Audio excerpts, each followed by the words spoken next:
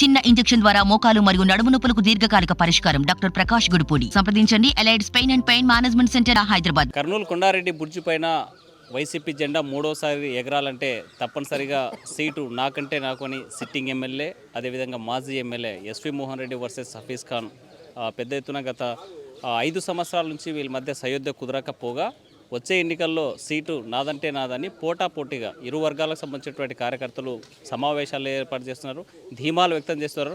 అసలు సీటు ఎవరు కేటాయిస్తారనేటువంటి అంశం మీద మనతో మాట్లాడడానికి కర్నూలు ఎమ్మెల్యే హఫీజ్ ఖాన్ ఉన్నారు. సార్ చెప్పండి, మీ బల ప్రదర్శన చేస్తున్నారు. ఒకవైపు ఎస్పీ వర్గం, హఫీజ్ ఖాన్ వర్గం మీటింగ్స్ పెట్టుకొని మాదంటే మాదని అనేటువంటి పరిస్థితి. అసలు సీట్ ఎవరికి కేటాయించే ఛాన్స్ ఉంది? అన్న బల ప్రదర్శనలు ఎక్కడే చేస్తున్నాం మేము. అన్ని స్టోరీలు ఒక్కొక్క మీడియా ఛానల్ ఒక్కొక్క రకంగా రాసి మాకు లేని ఆలోచనలు కూడా మీరే కల్పిస్తున్నారు, ప్రజలకు లేని ఆలోచనలు కూడా మీరే తెప్పిస్తున్నారు. మేము మా పని ఏదో మేము చేసుకుంటూ వెళ్ళిపోతున్నాము.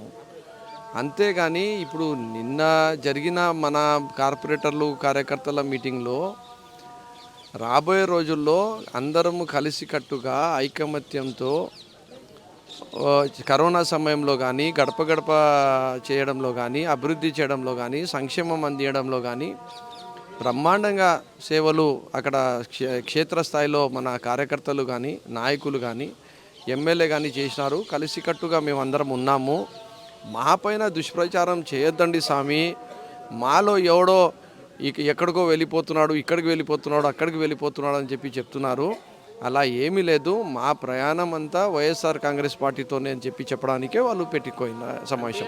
అటు మాజీ ఎమ్మెల్యే ఎస్వి మోహన్ రెడ్డి కానీ ఇటు మీరు కానీ ఇద్దరిలో అభద్రతా భావం ఏర్పడింది. అందుకోసం బల ప్రదర్శన అంటే అభద్రతా భావము ఎప్పుడు ఏర్పడుతుందంటే ఈ నాకు సీట్ రాదేమో అని చెప్పి నాకు ఒకవేళ అట్లా ఉంటే, లేదంటే నేను వేరే పార్టీల వైపు ఏమైనా దిక్కు చూసేది ఉంటే, నేను జగన్మోహన్ రెడ్డి గారితో రాజకీయాల్లో వచ్చినా జగన్మోహన్ రెడ్డి గారితోనే రాజకీయాల్లో ఉండాలని చెప్పి అనుకుంటున్నా మనిషిని. ఎవరు వచ్చినా ఎవరు వెళ్ళినా పార్టీ పవర్లో ఉన్నా లేకున్నా నేను పార్టీ కోసమే పనిచేసిన మనిషిని. సో నాలో అభద్రతా భావం ఎందుకు? ఇది నా పార్టీ, నాకు ఎందుకు అభద్రతా భావం ఉంటుంది? మరి హఫీజ్ ఖాన్ ఇక్కడ అన్ని సర్వేల్లో వెనుకున్నాడు, వ్యతిరేకంగా ఉంది, గెలిచేటువంటి స్కోప్ లేదు.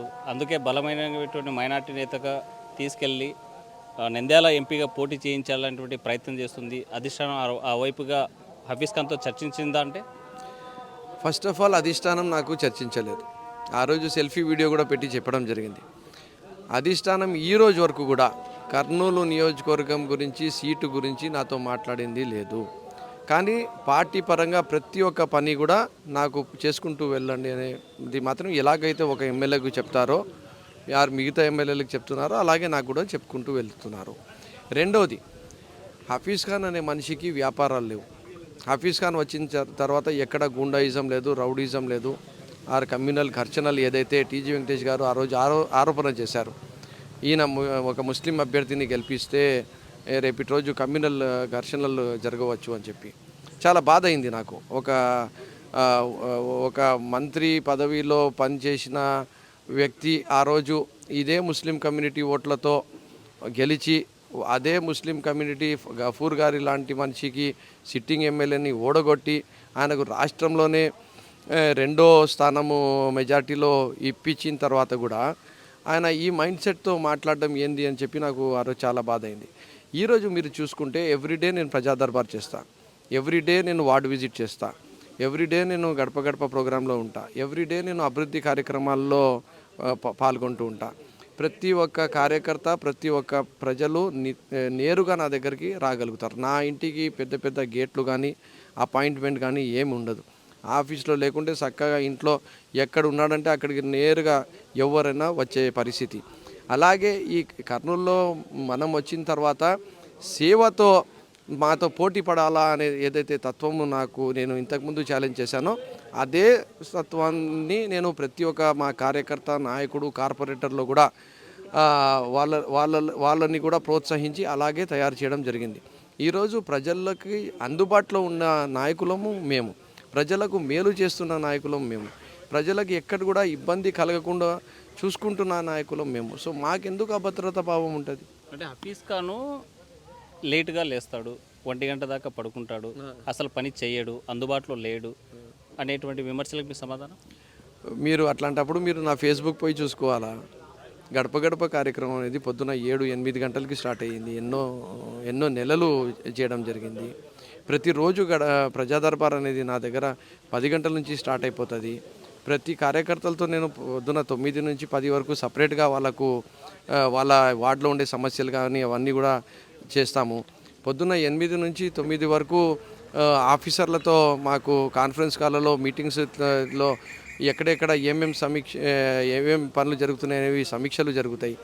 ఇది ఎట్లా అంటే అన్న, ముస్లింలు వీళ్ళు ఓల్డ్ సిటీలో ఉండేటోళ్ళు, వాళ్ళకు చదువు ఉండదు, వాళ్ళకు ఎలాంటి విజన్ ఉండదు, వాళ్ళు చాలా సోమరిపోతులు, వాళ్ళు లేటుగా లేస్తారు, వాళ్ళు నవాబులు టైప్లో ఉంటారు అనేది ఒకటి ఏదైతే దుష్ప్రచారం ఉందో దానిని ముందుకు తీసుకొని పోయే విధంగా చేయడం అనేది చాలా బాధాకరం. అంటే ఎందుకోసం మీ మీద ఇంత దుష్ప్రచారం చేయాల్సినటువంటి అవసరం వారికి ఏంటి? అసలు బయట చేసేటువంటి ప్రచారాలకి అవసరం ఎవరికి ఉందంటారు?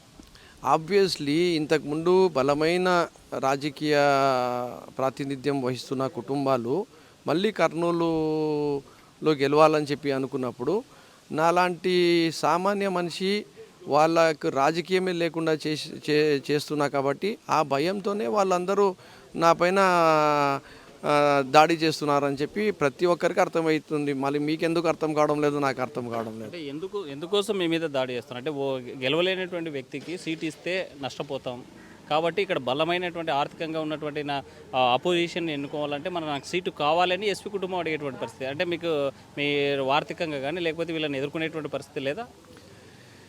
అన్న, ఒకవేళ మేము ఎదుర్కోలేకపోయింటే 9 సంవత్సరాలు పార్టీలో ఎట్లా నిలబడగలుగుతుంటిమి?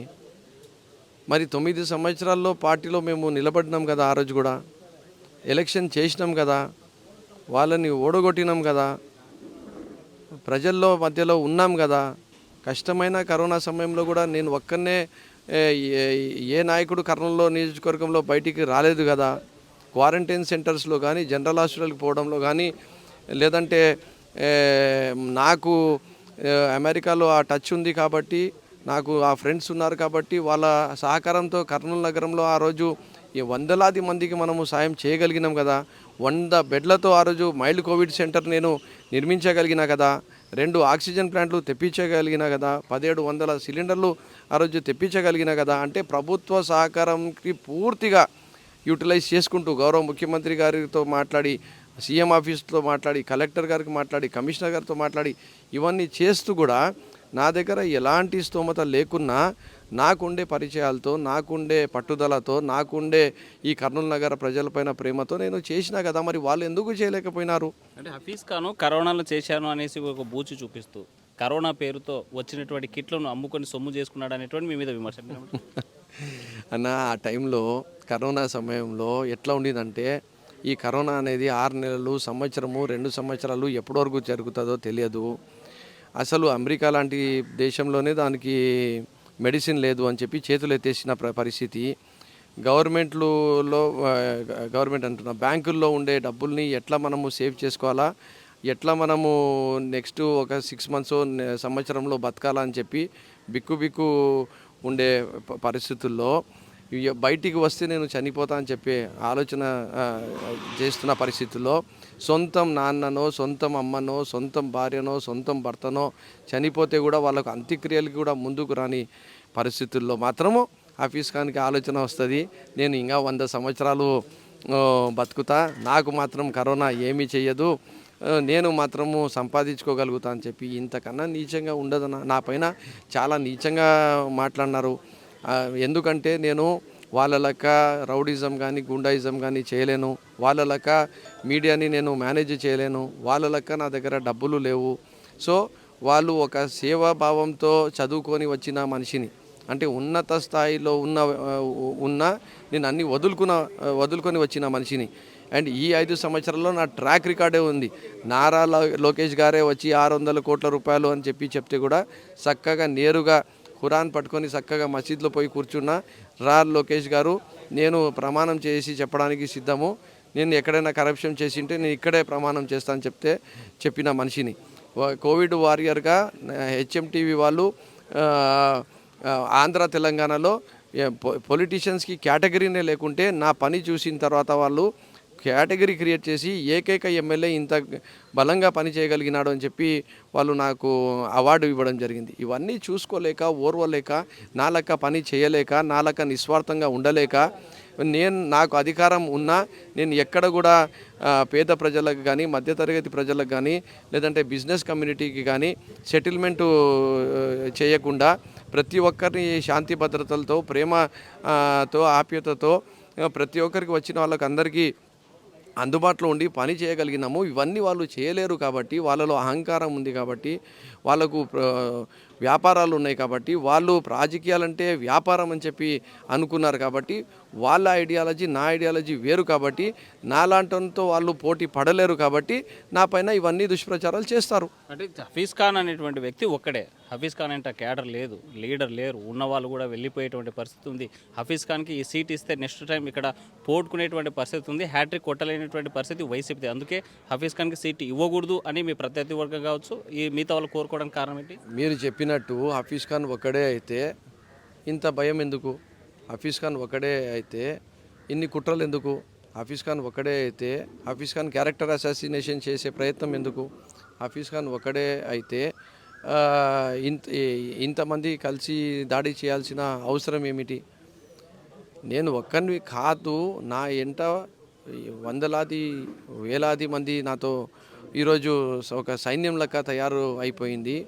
ఇతనికి వాళ్ళు కాపాడుకుంటారు, ప్రజలు కాపాడుకుంటారు, ఇతను ప్రజల మనిషి అయిపోయినాడు అని చెప్పి ఒక భయం ఎక్కడో ఉంది కాబట్టి నా పైన క్యారెక్టర్ అసాసినేషన్ చేసినారు, కరప్షన్ చేశారు, నాకు వ్యక్తిగతంగా నన్ను ఇబ్బంది పెట్టే కార్యక్రమాలు చేసినారు. అన్ని రకాలుగా చేసుకున్న తర్వాత ఇంక ఏమీ లేదు, వీనికి ఎట్లా ఢీ కొట్టాలనేది అర్థం కాక ఎక్కడో చోట రాజకీయాల్లో ఇవన్నీ జరుగుతాయని చెప్పి నాకు ఒక పెద్ద మనిషి చెప్పినారు. సో నేను దానిలో అన్నింటినీ పట్టించుకోకుండా నా పని ఏదో నేను చేసుకుంటూ వెళ్ళిపోతాను. రెండోది ఏమి, మా దగ్గర ఎంతమంది కార్పొరేటర్లు ఉన్నారు, ఎవరెవరు గెలిచినారు, ఎంతమంది క్యాడర్ ఉంది అనేది మా ప్రత్యర్థులకు అందరికీ తెలిసిన విషయమే.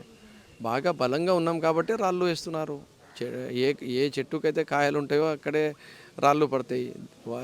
ఎవరు అనుకోలేనిది జరిగింది ఏమి అంటే ఒక సామాన్య మనిషి, ఒక కూల్గా ఉండే మనిషి, ఎలాంటి రాజకీయం తెలియని మనిషి ఇంతగా ఎదిగి ఇంతగా బలంగా ప్రజల గుండెల్లో స్థానము చోటు కల్పించుకున్నాడు కదా.